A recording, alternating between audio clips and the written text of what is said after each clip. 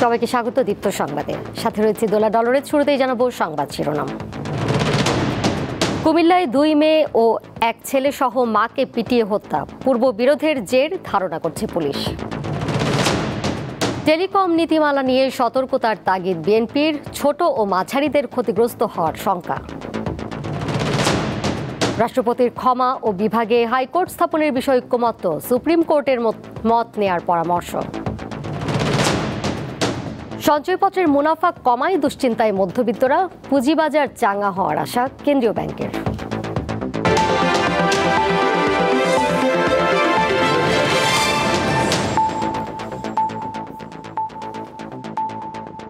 কুমিল্লার মুরাদনগরে 2 মেয়ে ও এক ছেলে সহ মাকে পিটিয়ে হত্যা করা হয়েছে। নিহতদের স্বজনরা বলছেন, মোবাইল চুরির ঘটনাকে কেন্দ্র করে হামলা চালানো হয়। আর এলাকাবাসীর দাবি, নিহত মা ও তার সন্তানেরা মাদক কারবারের সাথে জড়িত। এই ঘটনায় কোনো মামলা হয়নি। কুমিল্লার মুরাদনগর উপজেলার বাংলাবাজার থানার করাইমারি গ্রামে বৃহস্পতিবার সকাল 8:30টার দিকে রুবি বেগমের বাড়িতে হামলা চালায় দুর্বৃত্তরা। প্রথমে লাঠিসোঁটা দিয়ে পিটিয়ে ও পরে ধারালো অস্ত্র দিয়ে কুপিয়ে রুবি বেগম এবং তার ছেলে রাসেল ও মেয়ে জোনাকিকে হত্যা করা হয়। গুরুতর আহত অবস্থায় রুবি বেগমের আরেক মেয়ে রুমানা আক্তারকে মুরাদনগর উপজেলা স্বাস্থ্য কমপ্লেক্সে ভর্তি করা হলে চিকিৎসাধীন অবস্থায় তার মৃত্যু হয়।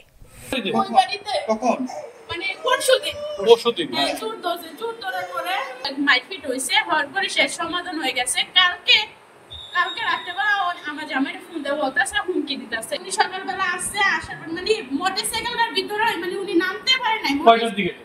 এই যে ধরেন 9টা। হ্যাঁ, মানে উনি মোটরসাইকেলটাতে নামতে পারে নাই, ওনারে ওখানেই মারছে সবাই। আমি আসছি, আমাকে মানে দৌড়াইতেছে, সবাই দৌড়াইতেছে আমার মারবো, তার বাচ্চাদের হাতে বাড়ি দিছে। বাচ্চাটা হাতটা ভাঙে গেছে। হ্যাঁ, চিনি, সবাইকে চিনি। এখানে একটা পুলিশ আছে, উনার পায়ে পড়ছি, উনি বাড়ি খাইছে, উনার গাড়ি বাড়ি পড়ছে, কিন্তু আমার উনারা সবাই মিলে আমার ঢুকাইছে। আম্মু কইছিল আজকে আমার লয়ে আইবো, আজকে আমার একটা ইঞ্জেকশন ছিল। সকাল থেকে শুনতেছি আমার আম্মুর সবাই বলে মাইর লাইতেছে। নিহতদের স্বজনরা মোবাইল চুরির ঘটনার কথা বললেও এলাকাবাসীর অভিযোগ, নিহত পরিবারটি দীর্ঘদিন ধরে মাদক ব্যবসার সাথে জড়িত, যা নিয়ে এলাকাবাসীর সঙ্গে তাদের বিরোধ ছিল। কে বা কারা কিভাবে কি করছে জানি না, এখন আমি আসছি মূলত দেখার জন্য। মাদকের অভিযোগ স্যার ইতান আমরা দেখছি না, শুনলাম যে ইতান বেছে মাঝে এইটাই শুনছি মাদক ব্যবসা করতো, তিনি লোক হিসাবে তেমন ভালো ছিল না। পুলিশ জানিয়েছে, পূর্ব বিরোধের জেরে এ ঘটনা হতে পারে। এই আইন নিজের হাতে তুলে নিয়ে আইনকে নিজের মতো করে ব্যবহার করে যারা এই হত্যাকাণ্ড ঘটিয়েছে, আমরা তাদের বিরুদ্ধে আইনানুগ ব্যবস্থা গ্রহণ করব। ঘটনার পর থেকে নিহত রুবি বেগমের স্বামী ও জোনাকির স্বামী দুজনই নিখোঁজ। পিটিয়ে মারার ঘটনায় কোনো মামলা হয়নি। পরিস্থিতি নিয়ন্ত্রণে এলাকায় অতিরিক্ত পুলিশ মোতায়েন করা হয়েছে। দীপ্ত, বার্তাকক্ষ। নির্বাচনের আগে জাতীয় টেলিকম নীতিমালা প্রণয়নের বিরোধিতা করেছে বিএনপি। বৃহস্পতিবার রাজধানীর গুলশানে সংবাদ সম্মেলনে বিএনপি মহাসচিব জানান, খসড়া নীতিমালাটি বিশ্লেষণ করে দেখা যায় এতে গুরুতর সমস্যা রয়েছে, যা ছোট ও মাঝারি ব্যবসা প্রতিষ্ঠান এবং স্থানীয় উদ্যোক্তাদের ক্ষতিগ্রস্ত করতে পারে। 1.5 দশকের বেশি সময় ধরে চালু থাকা লাইসেন্সিং প্রক্রিয়া ও টেলি অবকাঠামো খাত বদলে ফেলার উদ্যোগ নেওয়া হয়েছে। এই লক্ষ্যে টেলিযোগাযোগ নেটওয়ার্ক ও লাইসেন্সিং ব্যবস্থার সংস্কার নীতিমালার খসড়া প্রণয়ন ও পর্যালোচনার উদ্যোগ নিয়েছে ডাক ও টেলিযোগাযোগ বিভাগ। এমন পরিস্থিতিতে প্রস্তাবিত টেলিকম নীতিমালা নিয়ে উদ্বেগ প্রকাশ করেছে বিএনপি। সিদ্ধান্ত গ্রহণ করার বিষয়ে আমাদের উদ্বেগ প্রকাশ করছি। বৃহস্পতিবার রাজধানীর গুলশানে জরুরি সংবাদ সম্মেলনে বিএনপি মহাসচিব মির্জা ফখরুল ইসলাম আলমগীর জানান, টেলিকম নেটওয়ার্ক নীতিমালার খসড়ায় গুরুতর সমস্যা রয়েছে। জাতীয় নির্বাচনের আগে একতরফাভাবে এই নীতিমালা প্রণয়ন করা সমীচীন হবে না।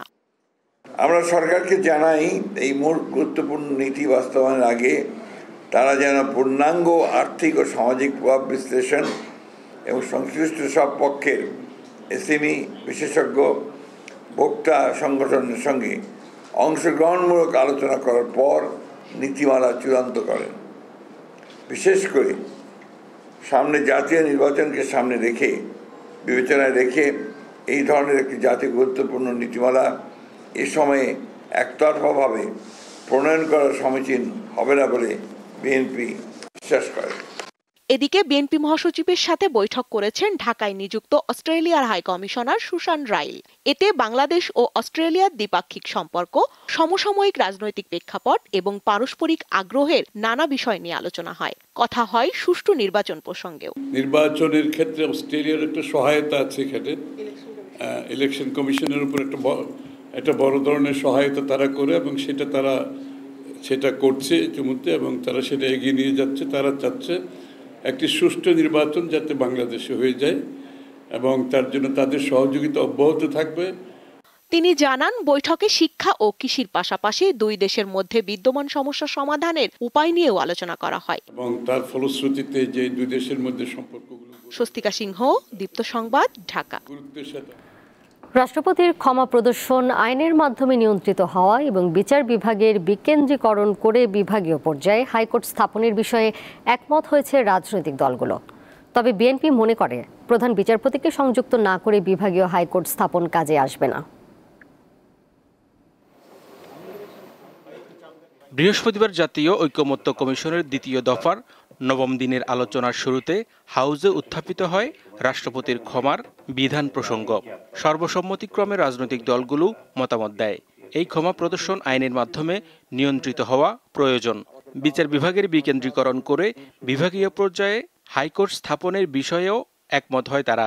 রাষ্ট্রপতি যদি ক্ষমা করার অথরিটি রাখেন নিরঙ্কুশভাবে, তাহলে সমাজে যে পরিবারের ব্যক্তিটি খুন হয়েছেন, ভিকটিম যারা হয়েছেন, তাদের প্রতি অবিচার করা হয়।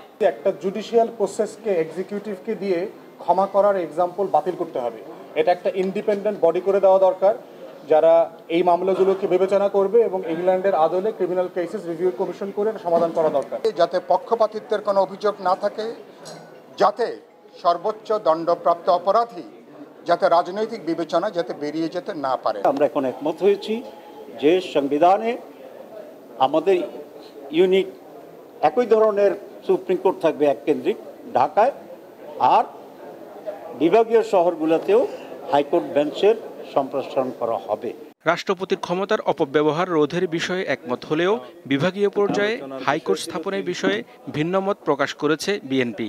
যদি পার্মানেন্ট বেঞ্চ করতে হয় হাইকোর্ট ডিভিশনের সংবিধানে পরিবর্তন এনে, সেই ক্ষেত্রে আমাদেরকে সুপ্রিম কোর্টের একটা আলোচনা সাপেক্ষে করা উচিত। বিকজ আমরা চাই বিচার জনগণের দোরগোড়ায় পৌঁছুক। জাতীয় স্বার্থে আন্তরিকতা প্রদর্শন করায় রাজনৈতিক দলগুলোর প্রতি কৃতজ্ঞতা প্রকাশ করেন ঐকমত্য কমিশনের সহসভাপতি ডক্টর আলী রিয়াজ। কমিশনের সঙ্গে রাজনৈতিক দলগুলোর আলোচনার আজকের দিনে দুটো বড় রকমের অগ্রগতি অর্জিত হয়েছে। হাইকোর্টের স্থায়ী বেঞ্চ বিভাগীয় পর্যায়ে প্রতিষ্ঠা করার ব্যাপারে ঐকমত্য তৈরি হয়েছে। এজন্য সুস্পষ্টভাবে সংবিধানের 100 অনুচ্ছেদে পরিবর্তন করার প্রয়োজন হবে এবং সে ব্যাপারে ঐকমত্য তৈরি হয়েছে। তিনি আশা করেন চলতি মাসের মধ্যে জুলাই সনদ প্রণয়নের লক্ষ্যে দলগুলো নিজেদের অবস্থানে ছাড় দিয়ে বলিষ্ঠ ভূমিকা রাখবে। প্রতিষ্ঠা করার ব্যাপারে ঐকমত্য তৈরি হয়েছে। হেদায়েতুল্লাহ সীমান্ত, দীপ্ত সংবাদ, ঢাকা। রাষ্ট্রের মৌলিক সংস্কারের মধ্য দিয়ে গণতন্ত্র নিশ্চিত না হওয়া পর্যন্ত সকলকে সাথে থাকার আহ্বান জানিয়েছেন জাতীয় নাগরিক পার্টি এনসিপির আহ্বায়ক নাহিদ ইসলাম। বৃহস্পতিবার সন্ধ্যায় পঞ্চগড় চৌরঙ্গি মোড়ে এক পথসভায় তিনি এই আহ্বান জানান। নাহিদ জানান, অভ্যুত্থানের পর এনসিপি রাজপথ থেকে সরে যায়নি, তারা রাজপথে আছে, জনগণের অধিকারের জন্য লড়াই করছে। তিনি বলেন, সংসদ নির্বাচনের আগে একটি নতুন সংবিধান, জুলাই গণঅভ্যুত্থানে হামলাকারীদের বিচার এবং রাষ্ট্রের মৌলিক সংস্কার চায় এনসিপি।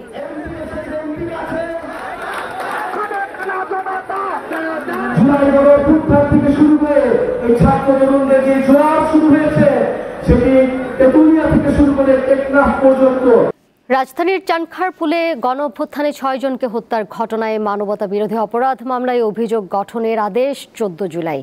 বৃহস্পতিবার আন্তর্জাতিক অপরাধ ট্রাইব্যুনাল এক শুনানি শেষে আদেশের দিন ঠিক করে। এই মামলার মোট 8 আসামির মধ্যে 4 জনই পলাতক।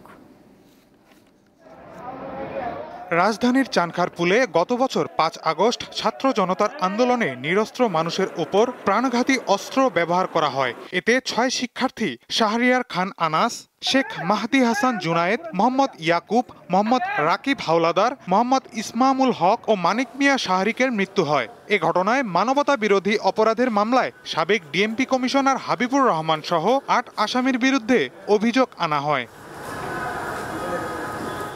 ট্রাইব্যুনাল ১-এ মামলাটির অভিযোগ গঠনের শুনানিতে প্রসিকিউশনের পক্ষ থেকে সকল আসামির বিরুদ্ধে অভিযোগ গঠনের আবেদন জানানো হয়। অপরাধের পর্যাপ্ত প্রমাণ থাকার কথা আদালতকে জানায় প্রসিকিউশন। আজকে ডিফেন্সের বক্তব্য দেওয়ার সুযোগ ছিল, তারা ডিসচার্জ অ্যাপ্লিকেশন দিয়েছিলেন এবং তাদের পক্ষে শুনানি উপস্থাপন করেছেন। আমরা আমাদের পাল্টা উত্তর দিয়েছি।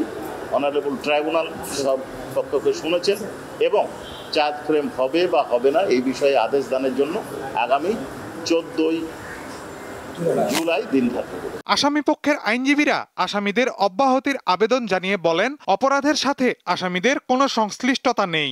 আমাদের নিবেদন ছিল, যেহেতু আসামির বিরুদ্ধে যেই অভিযোগ আনা হয়েছে সেই ঘটনার সময় আসামি এই আইনের আওতাভুক্ত ছিলেন না, তার বিরুদ্ধে এই মামলার কার্যক্রম তার বিরুদ্ধে চলতে পারে না। এই মামলার পলাতক ৪ আসামি সাবেক ডিএমপি কমিশনার হাবিবুর রহমান, সাবেক যুগ্ম কমিশনার সুদীপ কুমার চক্রবর্তী, রমনার সাবেক এডিসি আক্তারুল ইসলাম ও সাবেক এসি ইমরুল। রাষ্ট্র নিযুক্ত আইনজীবী তাদের পক্ষে শুনানিতে অংশ নেন। মাহিদুর রহমান, দীপ্ত সংবাদ, ঢাকা। সব ধরনের সঞ্চয়পত্রে মুনাফার হার কমানোয় দুশ্চিন্তায় পড়েছেন মধ্যবিত্তরা। তারা বলছেন আয় কমায় তাদের উপর চাপ তৈরি হবে। তবে বাংলাদেশ ব্যাংকের আশা, এতে পুঁজিবাজার চাঙা হতে পারে। এতদিন সব ধরনের সঞ্চয়পত্রে মুনাফার সর্বনিম্ন হার ছিল 10.13% ও সর্বোচ্চ 12.55%। চলতি জুলাই ডিসেম্বর সময়ের জন্য মুনাফার সর্বোচ্চ হার 11.8% আর সর্বনিম্ন হার 9.72% নির্ধারণ করেছে সরকার। ফলে দুশ্চিন্তায় পড়েছেন মধ্য ও নিম্ন আয়ের মানুষ। স্কেলে যে বেতন পাচ্ছি সেখান থেকে আমরা অল্প অল্প করে কিছু সেভিং করি, সেখানে যদি আমাদের লভ্যাংশটা কমিয়ে দেয় তাহলে তো আমাদের আসলে একটু চিন্তার বিষয় হয়ে দাঁড়ায়। সুদের যে কমাই দেওয়া হয়েছে এটার প্রভাব অনেক বেশি পড়বে। আমাদের বেশি দিলে খুশি হয়, কিন্তু কম যদি দেওয়ার দরকার হয় সরকারের, তো আমাদের সেটা মানতেই হবে। আগামী 6 মাসে যারা নতুন সঞ্চয়পত্র কিনবেন তাদের ক্ষেত্রে মুনাফার নতুন হার প্রযোজ্য হবে। তবে আগে যারা সঞ্চয়পত্র কিনে রেখেছেন তাদের ক্ষেত্রে ক্রয়কালীন সুদ হার প্রযোজ্য হবে। 1 জানুয়ারি 2025 থেকে যে রেটটা ছিল পরিবার সঞ্চয়পত্রের ক্ষেত্রে 7.5 লাখ টাকা পর্যন্ত, সেটা হচ্ছে 12.50%। সেটা কিন্তু এখন বর্তমানে হয়ে গেল 11.93%। প্রত্যেকটা ক্ষেত্রেই কিন্তু আপনার লভ্যাংশ রেটটা কিন্তু কমানো হয়েছে। যারা সঞ্চয়পত্র করার তারা ডেফিনেটলি সঞ্চয়পত্রে ইনভেস্ট করবে এবং ইন্টারেস্ট রেট এখনও যথেষ্ট ভালো। বাংলাদেশ ব্যাংক বলছে সঞ্চয়পত্রের সুদ কমায় পুঁজিবাজার কিছুটা চাঙ্গা হতে পারে। সরকার চাচ্ছে যে সিকিউরিটি মার্কেটটাকেও একটু যাতে ভাইব্রেন্ট হয়, হ্যাঁ শেয়ার বাজার ভাইব্রেন্ট হয়। সেই কারণে যদি সুদ হার বেশি হয়, অনেকেই সঞ্চয়পত্রে যারা ইনভেস্ট করে তারা যাতে ওখান থেকে আগ্রহটা শিফট করে যাতে শেয়ার মার্কেটের দিকে নিয়ে যায়।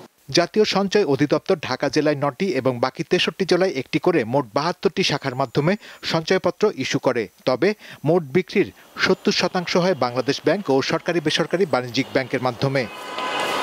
শাহরিয়ার ইমন, দীপ্ত সংবাদ, ঢাকা। সচিবালয়ে কর্মচারীদের আন্দোলনের পর সরকারি চাকরি অধ্যাদেশ আবারও সংশোধন করেছে সরকার। সংশোধিত অধ্যাদেশে অভিযুক্ত কর্মচারীর বিরুদ্ধে শাস্তিমূলক ব্যবস্থা নেওয়ার আগে 3 সদস্যের তদন্ত কমিটি গঠনের বিধান যুক্ত করা হয়েছে। আগের সংশোধনীতে অনেকটা নোটিশ দিয়েই শাস্তিমূলক ব্যবস্থার সুযোগ ছিল। এছাড়া অপরাধের ধরনেও কিছু পরিবর্তন আনা হয়েছে। বৃহস্পতিবার অন্তর্বর্তী সরকারের উপদেষ্টা পরিষদে সরকারি চাকরি দ্বিতীয় সংশোধন অধ্যাদেশ 2025-এর খসড়ায় নীতিগত অনুমোদন দেওয়া হয়। প্রধান উপদেষ্টা ডক্টর মোহাম্মদ ইউনুস উপদেষ্টা পরিষদের বৈঠকে সভাপতিত্ব করেন। এর আগে গত 25 মে সরকারি চাকরি সংশোধন অধ্যাদেশ 2025 জারি করে সরকার। এরপর অধ্যাদেশটি বাতিলের দাবিতে সচিবালয়ের ভেতরে আন্দোলন করেন বিভিন্ন মন্ত্রণালয় ও বিভাগের কর্মচারীরা।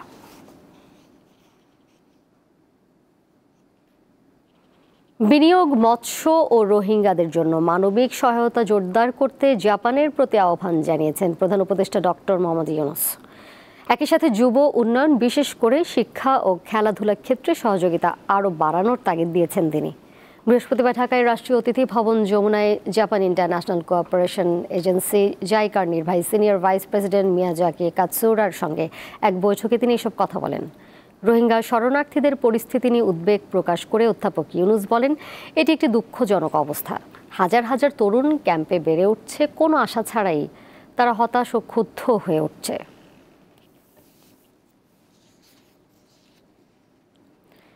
বাংলাদেশ সেনাবাহিনীর যেসব সদস্য প্রেষণে অন্য বাহিনীতে গিয়ে গুমে জড়িত ছিলেন বলে অভিযোগ রয়েছে, তাদের বিরুদ্ধে তদন্ত চলছে। তদন্তে প্রমাণ পাওয়া গেলে আইন অনুযায়ী ব্যবস্থা নেওয়া হবে। বৃহস্পতিবার সেনা সদরের ব্রিফিংয়ে এই কথা বলা হয়। বাংলাদেশ সেনাবাহিনীর বিভিন্ন সদস্য ডেপুটেশনে যেসব সংস্থায় থাকে, সেই সংস্থাগুলো আমাদের সেনাবাহিনীর নিয়ন্ত্রণাধীন নয় এবং কিছু কিছু সেনা সদস্য যারা ডেপুটেশনে ছিল তাদের বিরুদ্ধে গুমের সাথে অভিযোগ এসছে এবং তাদের তদন্ত চলমান রয়েছে এবং তাদের এই তদন্তে যদি গুমের সংশ্লিষ্টতা প্রমাণ পায় তাহলে অবশ্যই সেনাবাহিনী, বাংলাদেশ সেনাবাহিনী তাদের বিরুদ্ধে যথাযথ আইনানুগ ব্যবস্থা গ্রহণ করবে। কুমিল্লার মুরাদনগরের ধর্ষণ কাণ্ডে ভিডিও ছড়িয়ে দেওয়ার অভিযোগে গ্রেপ্তার 4 জনের 3 দিনের রিমান্ড মঞ্জুর করেছে আদালত। বৃহস্পতিবার কুমিল্লার আমলি আদালত 11 বিচারক মমিনুল হক রিমান্ড মঞ্জুর করেন। গ্রেপ্তারকৃত 4 আসামি সুমন, রমজান, আরিফ ও অনিকের 7 দিনের রিমান্ড আবেদন করেছিলেন তদন্ত কর্মকর্তা। গত 26 জুন রাতে কুমিল্লার মুরাদনগর উপজেলার 5 কিত্তা গ্রামে প্রবাসীর স্ত্রীকে ধর্ষণ ও মারধরের ঘটনা ঘটে। এই সময় গ্রেপ্তারকৃতরা ওই নারীর ভিডিও ধারণ করে এবং ফজর আলী নামের এক যুবককে মারধর করে। পরে ধর্ষণ ও আইসিটি আইনে 2টি মামলা করেন ভুক্তভোগী। এদিকে ধর্ষণ মামলার প্রধান আসামির ছোট ভাইকে গ্রেপ্তার করেছে পুলিশ।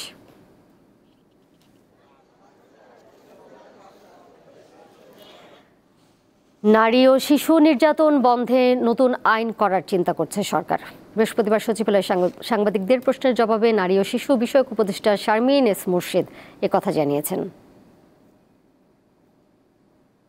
একটা জাতির একটা নীতি থাকা উচিত, পলিসি থাকা উচিত, হ্যাঁ, কি বলে, এবং সেটা কিন্তু আমার দেশে কিভাবে আছে, পোর্নোগ্রাফি আইনটা এবার আইসিটির যে কি বলে সংশোধনটা করেছে, আমি মনে করি এখানে আরও স্ট্রং কিছু জিনিস আছে। এটা আমরা নারী মন্ত্রণালয় থেকে অফিসিয়ালি আমরা উত্থাপন করব। আশুরাকে কেন্দ্র করে নিরাপত্তার কোনো ঝুঁকি নেই, সব ধরনের ব্যবস্থা নেওয়া হয়েছে বলে আশ্বস্ত করেছেন ঢাকা মহানগর পুলিশের ভারপ্রাপ্ত কমিশনার মোহাম্মদ সারওয়ার। বৃহস্পতিবার রাজধানীর হোসেনি দালান ইমামবাড়া পরিদর্শন শেষে তিনি এসব কথা বলেন। 6 জুলাই পবিত্র আশুরা দিনটি উপলক্ষে বৃহস্পতিবার বেলা 11টার দিকে পুরান ঢাকার লালবাগের হোসেনি দালান ইমামবাড়ায় নিরাপত্তা ব্যবস্থা দেখতে যান ঢাকা মহানগর পুলিশের ভারপ্রাপ্ত কমিশনার।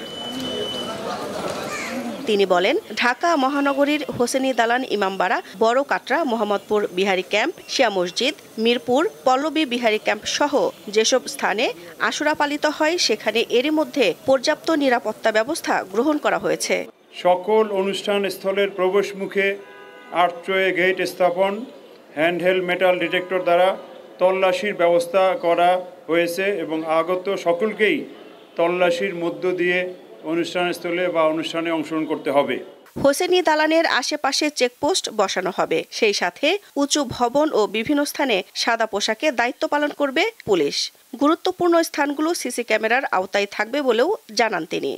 নিষিদ্ধ সংগঠন বা অন্যান্য সন্ত্রাসীদের বিরুদ্ধে গোয়েন্দা নজরদারি চলমান এবং প্রয়োজনীয় ব্যবস্থাও নেওয়া হচ্ছে। সামাজিক যোগাযোগ মাধ্যমে যে গুজব বা অপপ্রচার বন্ধে আমাদের দক্ষ টিম সাইবার মনিটরিং করছে এবং অব্যাহত রাখবে। যেসব রাস্তা দিয়ে তাজিয়া মিছিল যাবে সেখানে পুলিশ দায়িত্ব পালন করবে। যানজট নিয়ন্ত্রণেও কাজ করবে পুলিশ। আর পটকাবাজি, আতশবাজি নিষিদ্ধ করা হয়েছে বলেও জানান ডিএমপির ভারপ্রাপ্ত কমিশনার। কোনো প্রকার ধাতব পদার্থ, দাহ্য পদার্থ। দিলশা দেনি, দীপ্ত সংবাদ, ঢাকা। ভারী বর্ষণের সাথে কক্সবাজারে পাল্লা দিয়ে বাড়ছে ডেঙ্গু, ম্যালেরিয়া ও করোনার প্রকোপ। শুধু জুনেই ম্যালেরিয়ায় মারা গেছে 8 জন। স্বাস্থ্য বিশেষজ্ঞরা বলছেন, জনসচেতনতা ছাড়া এই সংকট কাটিয়ে ওঠা কঠিন। একদিকে ডেঙ্গু, অন্যদিকে ম্যালেরিয়া, এর মাঝে চোখ রাঙাচ্ছে করোনাও। একই সময়ে এই তিনটি সংক্রামক রোগের হানায় হিমশিম খাচ্ছে কক্সবাজারের স্বাস্থ্য বিভাগ। প্রচন্ড মাথা ব্যথা, জ্বর নিয়ে কক্সবাজারের বিভিন্ন হাসপাতালে ভর্তি হচ্ছেন রোগীরা। ম্যালেরিয়া, ডেঙ্গু হয় বলে কালকে ডাক্তারের কাছে নিয়ে পরীক্ষা দিয়ে দেখছি ডেঙ্গু ধরা গেছে। আছে মোটামুটি, কেন গায়ে একটু ব্যথা আছে। সময়ে সাধারণত ম্যালেরিয়া, ডেঙ্গু এগুলো বাড়তে থাকে। সঙ্গে করে এখানে কিছু ম্যালেরিয়া রোগী কিছু বাড়ছে, আর কিছু আবার ডেঙ্গু রোগী বেড়েছে। শুধু জুনে জেলায় ডেঙ্গুতে আক্রান্ত হয়েছে অন্তত 974 জন। ডেঙ্গুতে এখনো কেউ মারা না গেলেও গত মাসে ম্যালেরিয়ায় প্রাণ হারিয়েছেন 8 জন। তাদের 6 জনই রোহিঙ্গা। আক্রান্তদের অনেকেই বান্দরবান, নাখাংছড়ি সহ বিভিন্ন পাহাড়ি এলাকায় বেড়াতে গিয়ে আক্রান্ত হয়েছিলেন। গায়ে জ্বর, মাথা ব্যথা আর পেট ব্যথা আর কি। পরীক্ষার মধ্যে ডেঙ্গু পাইছি। এদিকে করোনা আক্রান্ত হয়ে 16 জন হাসপাতালে ভর্তি আছেন, যাদের 11 জনই রোহিঙ্গা। এর মধ্যে ডেঙ্গুটা আবার হচ্ছে অ্যাবডোমেনে বেশি, কারণ ওখানে একটা ক্রাউডেড এলাকা, মানুষজন বেশি, মশা কামড়ার সুযোগ বেশি পায়, সেজন্য ওখানে একটু ডেঙ্গু বেশি। তবে ডেঙ্গুতে কোনো মৃত্যু নেই এবং ডেঙ্গু রোগী প্রতিদিন আমাদের সদর হাসপাতালে 7-8 জন 10 জন করে ভর্তি হচ্ছে। স্বাস্থ্য বিভাগের দাবি, মশক নিয়ন্ত্রণে মশারি বিতরণ, সচেতনতামূলক প্রচারণা এবং ম্যালেরিয়া আক্রান্তদের বাড়ি বাড়ি গিয়ে পরীক্ষা করা হচ্ছে। এছাড়া করোনা মোকাবিলায় কক্সবাজার সদর হাসপাতালে গঠন করা হয়েছে 9 সদস্যের রেড টিম। দীপ্ত, বার্তাকক্ষ। দেশের বাইরের খবর। ভারতের হিমাচল প্রদেশে ভারী বৃষ্টি, বন্যা ও ভূমিধসে 51 জনের মৃত্যু হয়েছে। নিখোঁজ রয়েছেন অন্তত 22 জন। পাহাড়ি রাস্তা, সেতু ভেঙে যাওয়ায় ভেঙে পড়েছে রাজ্যের যোগাযোগ ব্যবস্থা। ভারতীয় গণমাধ্যম জানায়, রাজ্যের মন্ডি, সোলান, সিমলা, কুলু সহ প্রায় 12 জেলায় ঘরবাড়ি, গবাদি পশু ও সরকারি অবকাঠামোর ব্যাপক ক্ষয়ক্ষতি হয়েছে। পানিবন্দী ও বিদ্যুৎহীন হয়ে পড়েছেন হাজারো মানুষ। বিপর্যয় মোকাবিলায় মাঠে নেমেছে ভারতীয় সেনাবাহিনী। তবে দুর্গম পাহাড়ি রাস্তা আর ভারী বৃষ্টির কারণে উদ্ধার কাজ বাধাগ্রস্ত হচ্ছে।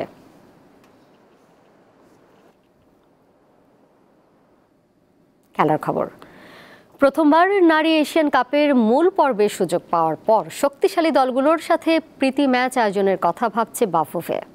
কারণ 2026 সালে অস্ট্রেলিয়ায় অনুষ্ঠেয় এশিয়ান কাপের ফল বিশ্বকাপ ফুটবলের বাছাই পর্বে কাজে লাগবে। অলিম্পিক ফুটবলের বাছাই পর্বে খেলারও সুযোগ তৈরি করতে পারে। ইতিহাস গড়েছে বাংলাদেশ নারী ফুটবল দল। বাছাই পর্বে ঋতুপর্ণা চাকমাদের অসাধারণ নৈপুণ্যে প্রথমবারের মতো জায়গা করে নিয়েছে এশিয়ান কাপের চূড়ান্ত পর্বে। 1975 সালে শুরু হওয়া নারী এশিয়ান কাপের মূল পর্বে খেলে 12টি দল। এখন পর্যন্ত এশিয়ার 22টি দেশ বিভিন্ন সময়ে মূল পর্বে খেলেছে। নারী এশিয়ান কাপের মূল পর্বে সুযোগ পাওয়া দেশগুলোর মধ্যে বাংলাদেশ 23তম। ক্যাপ্টেন হিসেবে সবচেয়ে বড় যায় এটাই, আর আমার ছোট্ট ক্যারিয়ারে এটাই সর্বশ্রেষ্ঠ ম্যাচ। মায়ানমারের সাথে আমরা জিতছি, এটা আমাদের টার্গেট ছিল, এই টার্গেট নিয়ে আমরা আসছি। স্মরণীয় হয়ে থাকবে, কারণ এর প্রত্যেকবারই আমরা কিন্তু মায়ানমারের সাথে যখন খেলতে আসছি তখন কিন্তু আমরা মায়ানমারের সাথে আমরা জিততে পারি নাই। এখনো আমাদের একটা ম্যাচ বাকি আছে, তো ওই ম্যাচটা যদি আমরা ভালো রেজাল্ট করতে পারি অবশ্যই আমরা সেলিব্রেট করব। নারী এশিয়ান কাপে জায়গা করে নেয়ায় খেলোয়াড়দের প্রশংসা করেছেন বাফুফের নারী উইংয়ের প্রধান। এক প্রতিক্রিয়ায় তিনি জানিয়েছেন, 2026 সালের এশিয়ান কাপের মূল পর্বের আগে শক্তিশালী দলের বিপক্ষে প্রীতি ম্যাচ খেলার কথা ভাবছে বাফুফে। সুযোগ বারবার আসে না, আমাদের যখন সুযোগটা এসেছে আমরা সেটাকে সেটার প্রপার ইউটিলাইজ করব। আমরা অবশ্যই ভালো টিমের, আরও স্ট্রং টিমের সাথে, কারণ আমি যখন ফাইনাল লেভেলে এশিয়া কাপ খেলতে যাব সেখানে কিন্তু অনেক স্ট্রং টিম থাকবে, জাপান, কোরিয়া, চায়না, ঠিক আছে, অনেক স্ট্রং, অস্ট্রেলিয়া, অনেক স্ট্রং টিম থাকবে। তো আমাকে সেই প্রিপারেশনটা নিয়েই সেখানে যেতে হবে। দলের প্রয়োজনে ফুটবলারদের সঠিক মূল্যায়ন করা প্রয়োজন বলে মনে করেন জাতীয় দলের সাবেক নারী ফুটবলার রেহানা পারভিন। আজকে আপনি দেখেন ঋতুপর্ণাকে নিয়ে আজকে আমাদের একদম, আমি বলবো কি বাংলাদেশে ওয়ান অফ দ্য বেস্ট আমি মনে করি। তাকে নিয়ে অনেক কিছু করছেন। একসময় দেখবেন যে ঋতুপর্ণার কেউ নামই মনে রাখবে না। যতদিন পারফর্ম দেখাবে মাঠে সে তত দিচ্ছে তত প্লেয়ার। যার পারফর্ম নাই সে কি জুনিয়র কি সিনিয়র সেটাকে আমি ম্যাটার করি না। 2026 নারী এশিয়ান কাপ 2027 নারী বিশ্বকাপের বাছাই পর্ব হিসেবে কাজ করবে। 2027 সালে নারী বিশ্বকাপ হবে ব্রাজিলে। এতে এশিয়া থেকে সরাসরি 6টি দল ও আন্তঃমহাদেশীয় প্লে অফ খেলে সুযোগ পেতে পারে আরও 2টি দল। এশিয়ান কাপের কোয়ার্টার ফাইনালে ওঠা 8টি দল সুযোগ পাবে 2028 অলিম্পিকের বাছাই পর্বে। ঈশান হাসান, দীপ্ত স্পোর্টস। শেষ করব দীপ্ত সংবাদ, যাবার আগে শিরোনামগুলো জানিয়ে দেব আরও একবার। কুমিল্লায় 2 মেয়ে ও 1 ছেলে সহ মাকে পিটিয়ে হত্যা, পূর্ব বিরোধের জের ধারণা করছে পুলিশ। টেলিকম নীতিমালা নিয়ে সতর্কতার তাগিদ বিএনপির, ছোট ও মাঝারিদের ক্ষতিগ্রস্ত হওয়ার শঙ্কা।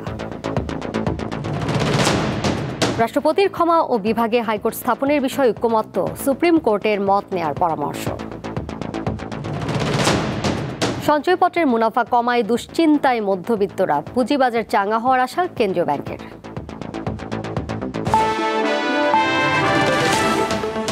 এই ছিল এখনকার মতো।